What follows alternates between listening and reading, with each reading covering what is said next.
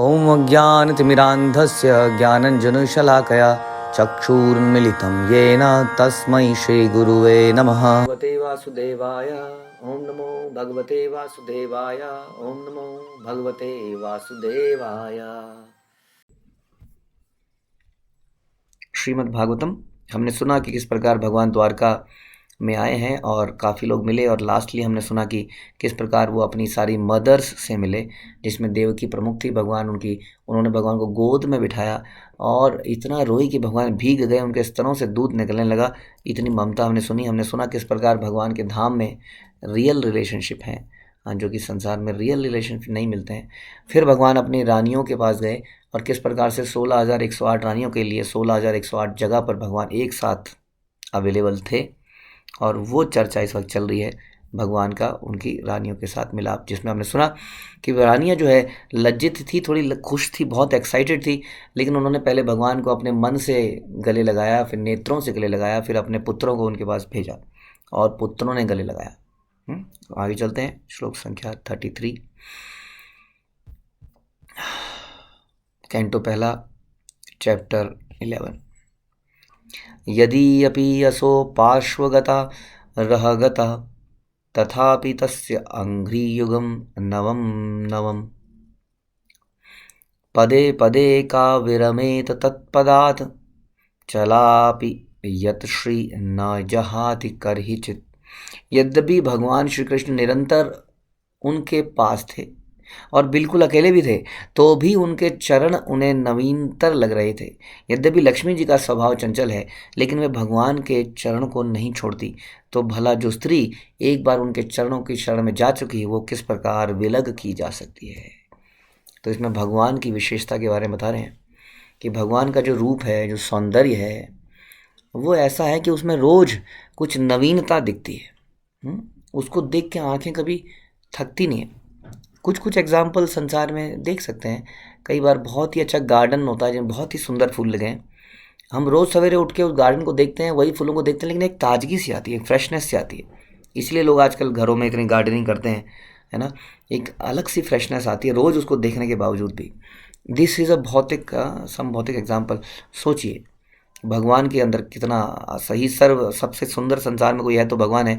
तो इसलिए उनको देखकर, कभी भी उनके चरणों को देखकर, यहाँ तक कि उनके चरणों को देखकर, उनके चरणों की जो, ऐसा बोलते हैं कि उनके चरणों में जो नाखून होता है हमारा घुटने, उसका अंगूठे का, वो नाखून की जो कांति है वो इतनी सुंदर है कि आदमी उससे नज़र ही नहीं हटा पाता है।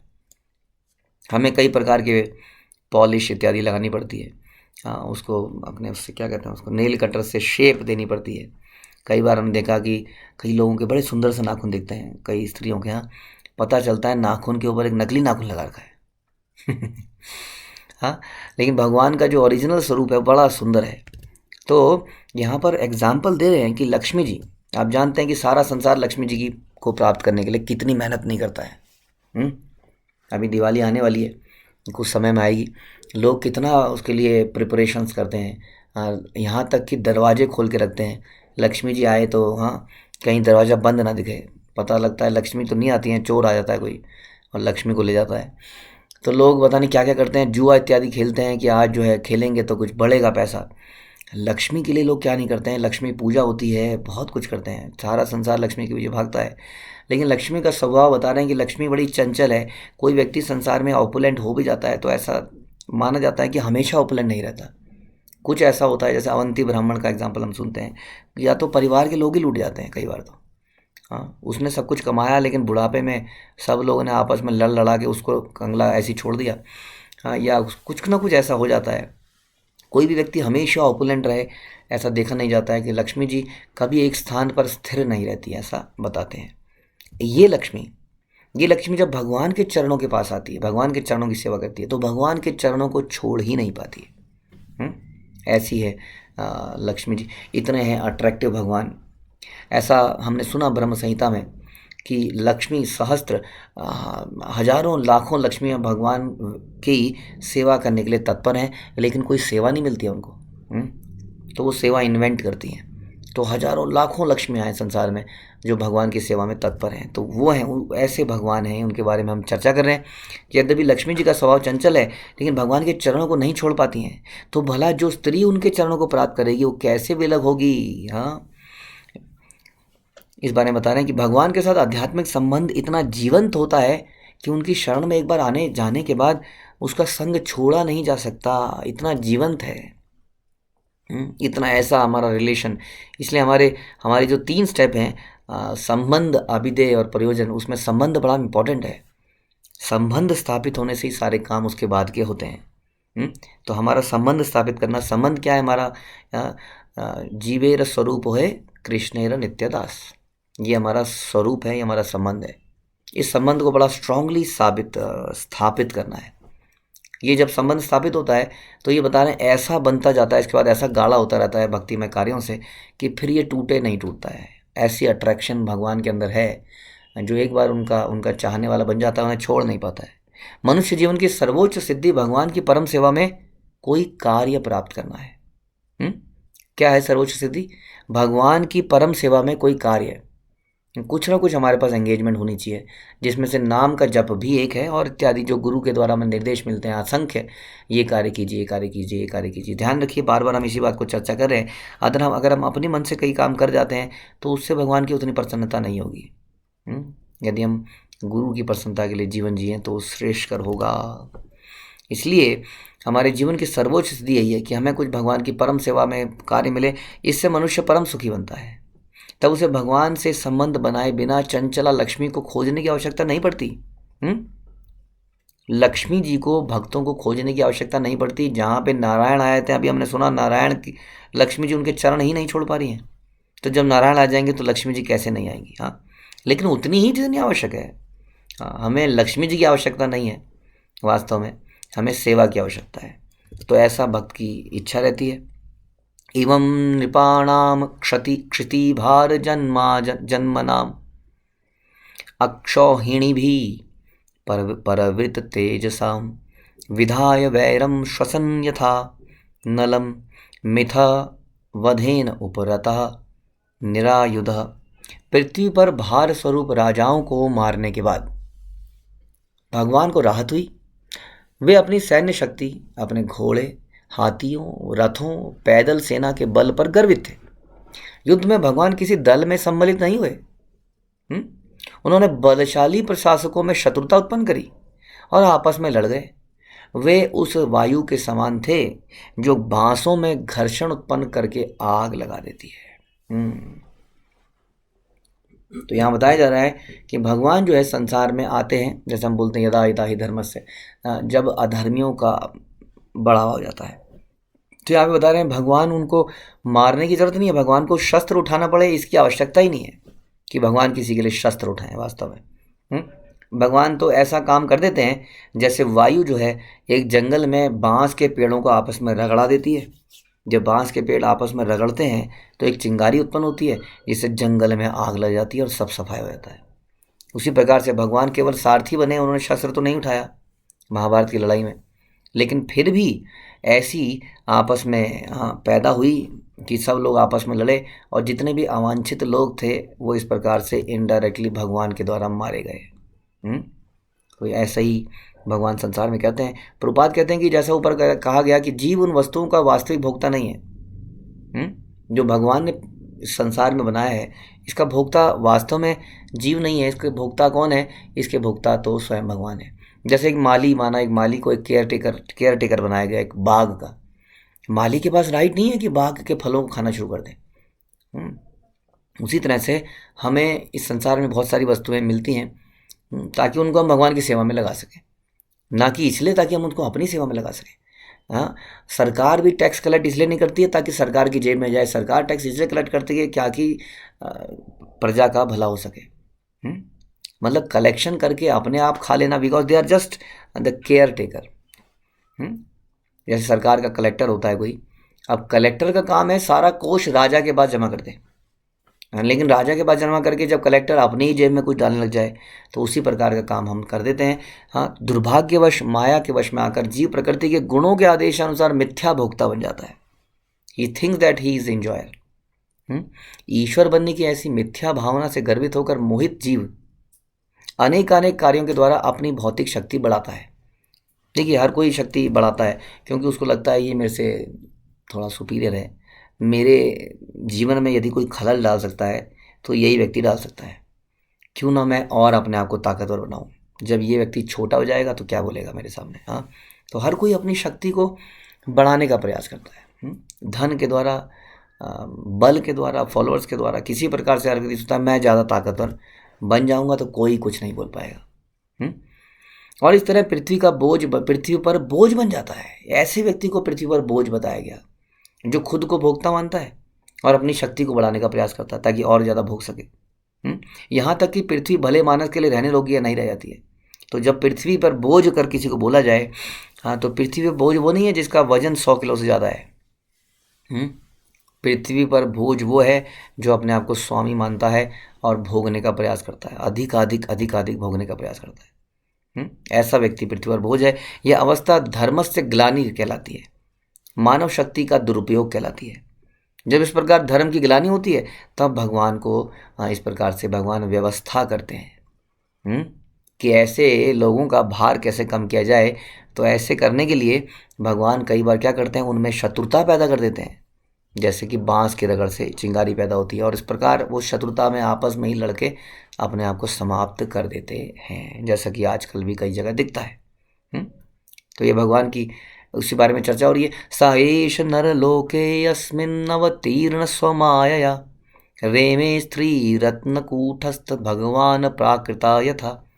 पूर्ण पुरुषोत्तम भगवान श्री कृष्ण अपनी अहेतु की कृपा से अपनी अंतरंगा शक्ति द्वारा इस लोक में प्रकट हुए। तो जब ऐसी सिचुएशन हो जाती है, जब संसार धरती के बोझ बढ़ जाते हैं, हाँ, भोक्ता बढ़ जाते हैं सो कॉल्ड, तो भगवान अपनी अंतरंगा, अपनी इंटरनल पोटेंसी, अपनी आध्यात्मिक शक्ति से इस लोक में प्रकट होते हैं। हाँ, यानी कि बहिरंगा शक्ति से प्रकट नहीं होते हैं। बहिरंगा शक्ति क्या है? माया शक्ति। माया शक्ति में कौन प्रकट होता है? आप और मैं। आप और मैं माया के द्वारा किसी माँ के कोख में डाले जाते हैं, लेकिन भगवान अपनी अंतरंगा शक्ति से जाते हैं। तो इस प्रकार से भगवान जब संसार में आते हैं तब भी दिव्य बने रहते हैं, वो साधारण मानव नहीं बन जाते और सुयोग्य स्त्रियों के साथ इस प्रकार भोग करते हैं कि जैसे संसारी कार्य में लगे हों। कोई कहेगा जी भगवान की 16,108 रानियां हैं, ऐसा तो कोई भौतिक भोगी व्यक्ति करता है। तो ऐसा भगवान कार्य करते हैं मानो संसारिक कार्य में लगाओ। अतः भगवान का अपनी सुयोग्य पत्नियों के साथ गृहस्थ के रूप में रहना कभी भी संसारी नहीं है, ध्यान रखिए, क्योंकि वो दिव्य हैं, ट्रांसेंडेंटल। इसके बारे में अभी हम चर्चा करेंगे।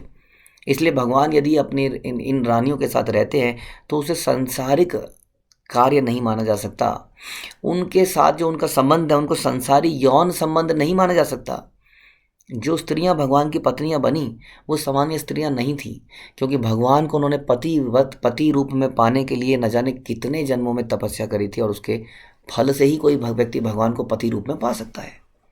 मोहग्रस्त जीव प्रकृति के द्वारा बद्ध होकर अज्ञान के कारण समझ नहीं पाता कि हमारे यहाँ के सारे संबंधी जितने भी हैं, संसारी संबंधी, वो क्षणिक संबंध हैं, उन्माद से, दुखों से भरे हैं।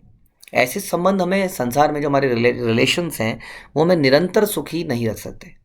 किंतु यदि यही संबंध भगवान के साथ स्थापित किया जाए तो हम इस भौतिक शरीर को त्यागने पर वैकुंठ चले जाते हैं और उनके साथ इच्छित शाश्वत संबंध स्थापित कर सकते हैं। जैसा अभी हमने बता रहे थे आपको कि संबंध ज्ञान पहला स्टेप है, दूसरा अभिधेय, तीसरा प्रयोजन। तो संबंध स्थापित करना है हमें भगवान का नित्य कृष्णदास का संबंध एटलीस्ट अपने दिमाग में बैठाना है और उसके अनुसार कार्य करना शुरू करना है। तो ये हमारा संबंध स्थापित हो सकता है। अतएव जिन स्त्रियों के बीच में वो पति के रूप में रह रहे थे वो इस भौतिक जगत की स्त्रियां नहीं थी, वो दिव्य पत्नियां थी। दिव्य पत्नियां थी। यहाँ बताया जा रहा है कि यदि कोई भगवान के साथ संबंध स्थापित कर लेता है तो शरीर त्यागने पर भगवान के धाम में चला जाता है और शाश्वत संबंधी बन जाता है। तो ये जो स्त्रियां थी ये तो शाश्वत संबंधी है, ये तो भगवान के धाम से इस संसार में आई थी। भगवान के साथ किसी का संबंध ऐसे नहीं बन जाता। देखिए, जब हम शुद्ध होते हैं, ध्यान से सुनिए, जब हम शुद्ध हो जाते हैं तो हम शरीर को त्याग कर भगवान के धाम में पहुंच जाते हैं। जब भगवान के धाम में पहुंचते हैं तो भगवान से हमारा एक संबंध बन जाता है, स्थापित हो जाता है। ठीक है। अब वही व्यक्ति इस संसार में जब भगवान लीला करने आते हैं संबंध स्थापित कर सकते हैं। यहाँ पर जब लीला करने आते हैं भगवान तो अपने एक्टर एक्ट्रेस सब लेके आते हैं धाम से ही। यहाँ पे कोई अचानक से नए संबंध नहीं बनते, ध्यान रखिए। ऐसा हमें लगता होगा लीलाओं को देखकर कि अचानक से संबंध बन गया, अचानक से रुक्मणी कृष्ण विवाह हो गया। ऐसा नहीं है, रुक्मणी कृष्ण विवाह अचानक से हो गया। रुक्मणी इज इटर्नल कंसोर्ट, तो वो तो भगवान की नित्य संबंधी है, इस संसार में लीला के लिए आते हैं। इस प्रकार से यदि ये स्त्रियों का भगवान के साथ विवाह हुआ तो हम उसको एक अकस्मात घटना नहीं मान सकते या उसको इंद्रिय तृप्ति के कार्य नहीं मान सकते, क्योंकि भगवान की तो कोई इंद्रिय ही नहीं है, भौतिक इंद्रिया ही नहीं है, उनकी आध्यात्मिक इंद्रियां हैं। हाँ, यौन उन्हें कैसे परेशान कर सकता है? हाँ, जो जो काम जो है भगवान से अट्रैक्ट हो जाता है, इसलिए भगवान का नाम पड़ता है मदन मोहन। वो भगवान को कैसे फंसा सकता है? तो इस प्रकार जितनी भी स्त्रियों के साथ भगवान का संबंध था वो तो ऑलरेडी भगवान की संबंधी थी, पत्नियां थीं जो कि आध्यात्मिक जगत से इस संसार में आई थी। वो दिव्य, वो सारे दिव्य लोग हैं जो कभी भगवान के साथ उन्होंने संबंध बनाया। उद्धाम भाव पिशुन्नमल वल्गु हास व्रीड अवलोक निहत मदन अपि यासम सम्मूह चापम अजहात प्रमद उत्तमाता यस्य इंद्रियम विमथितुम कुके न शुकु। यद्यपि रानियों की मृदु मुस्कानें और बाकी चितवन अत्यंत विमल तथा उत्तेजक थी, जिससे साक्षात कामदेव भी मोहित होकर अपना धनुष त्यागने के लिए बाध्य हो सके। यहाँ तक कि अत्यंत सहिष्णु शिवजी भी उनके शिकार हो सकते थे, तो भी वे अपने समस्त हाव भाव तथा आकर्षण से भगवान की इंद्रियों को विचलित नहीं कर सकी। यहाँ पर इसका तथ्य को साबित करते हैं, भागवतम में ही इसको साबित कर दिया गया कि ऐसा नहीं है कि Krishna was attracted, hand picked husband बन गए थे या उनसे बिल्कुल उनके आगे हिल रहे थे कि कैसे इंद्रिय तृप्ति करें। उल्टा यहाँ बता रहे हैं कि वो इतनी अट्रैक्टिव लेडीज थी कि कामदेव भी मोहित हो जाए, शिवजी भी हों वहाँ तो मोहित हो जाएं, लेकिन भगवान बिल्कुल भी विचलित नहीं कर सकी भगवान को, क्योंकि वो तो आत्माराम है, उनको इन चीज़ों से वो तो बिल्कुल हमेशा प्रसन्नचित रहते हैं, अपने आप में पूर्ण हैं। भगवान को प्रसन्न होने के लिए किसी एक्सटर्नल चीज़ की आवश्यकता नहीं पड़ती है ना। हमें प्रसन्न होने के लिए किसी वस्तु की आवश्यकता पड़ती है, खाने की, पीने की, कोई संबंधी या कुछ भी, लेकिन भगवान को किसी वस्तु की आवश्यकता नहीं पड़ती, क्योंकि वो अपने आप में ही पूर्ण है। इसलिए ये स्त्रियां भगवान को जरा सा भी विचलित नहीं कर पाई, यहीं से साबित होता है। बहुत इसमें लंबा परपट है प्रभुपाद का, इसको पढ़ने का प्रयास करते हैं, लेकिन अच्छा है। मोक्ष का पथ या भगवत धाम वापस जाने का पथ सदैव स्त्री संसर्ग का निषेध करता है, और सारा सनातन धर्म या वर्णाश्रम धर्म की सारी व्यवस्था स्त्री की संगति के लिए मना करते हैं या प्रतिबंध लगाते हैं। यानी कि ऐसा नहीं है कि मेल और फीमेल का अनरेस्ट्रिक्टेड संग किया जा सके, सारी जगह पर इसके लिए व्यवधान बनाए गए हैं कि इसको रेस्ट्रिक्ट किया जाए, संयमित किया जाए, ऐसा प्रभुपाद बता रहे हैं। तो फिर जो व्यक्ति 16,000 रानियों का पति हो जाए उसको भगवान कैसे मान ले भाई, वो तो अनरिस्ट्रिक्टेड हो गया ना, ऐसा प्रश्न उठ सकता है। तो ऐसा प्रश्नों के उत्तर देने के लिए नैमिषारण्यों में मुनियों ने इस श्लोक में तथा अगले श्लोकों में भगवान के दिव्य स्वभाव के बारे में विचार विमर्श किया कि भगवान को वो अट्रैक्ट कर नहीं पाई। ऐसा मत सोचिए कि भगवान उन पत्नियों के सामने एक सामान्य पति पत्नी के शारीरिक संबंध बना लिए।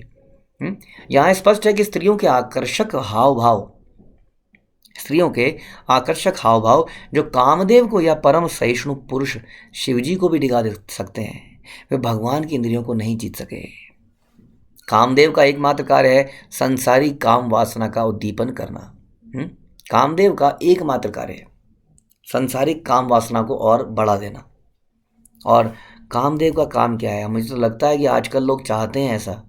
कामदेव तो आजकल मुझे लगता है बाढ़ मारता नहीं है, आदमी खुद ही चाहता है मुझे उत्तेजित होना है, इसके लिए वो जाके वैसी वीडियो देखता है जिससे उत्तेजित हो सके, ऐसी फोटो देखा है जिससे उत्तेजित हो सके।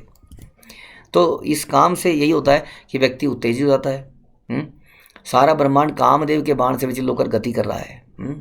मैं ये जो कामदेव के बाण से विचलित होकर सारा संसार गतिमान है। विश्व के सारे कार्यकलाप स्त्री तथा पुरुष के केंद्रीय आकर्षण के कारण गतिशील हैं।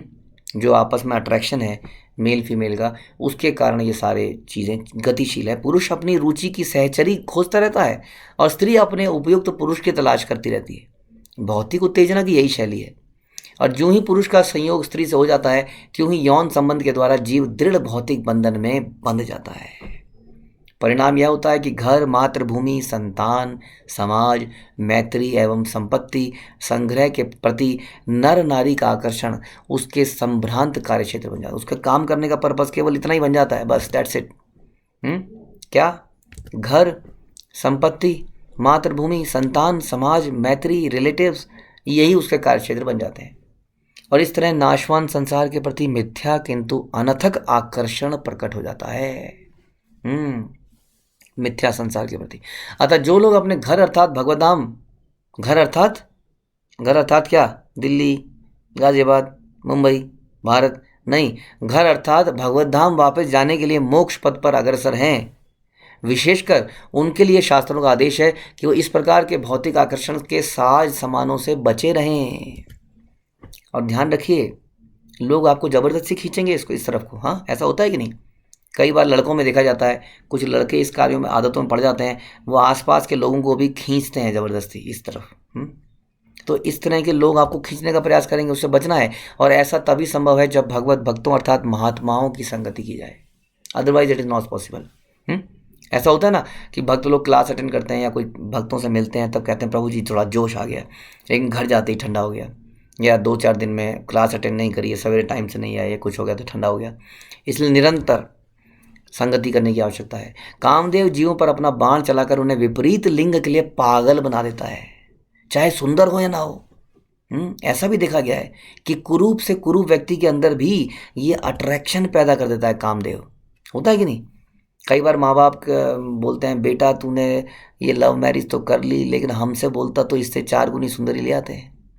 हाँ, अब क्या करूँ, मेरा तो दिल आ गया है, अब क्या करें।